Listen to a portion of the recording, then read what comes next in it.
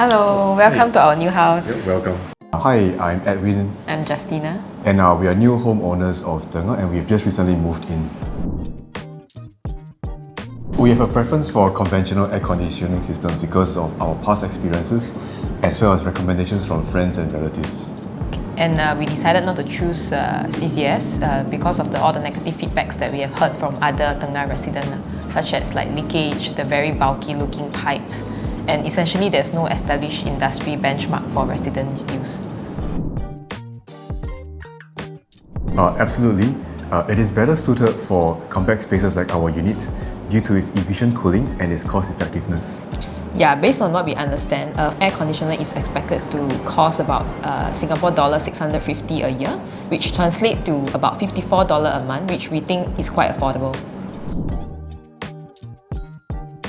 Yes, so my interior designer assisted us with the box up, and they are integrated with our air conditioning piping system.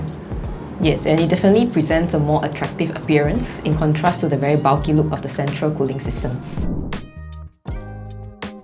Certainly, we acknowledge the importance of air conditioner maintenance, and our primary concern lies in addressing incidents like air conditioner water leaks with a swift turnaround time.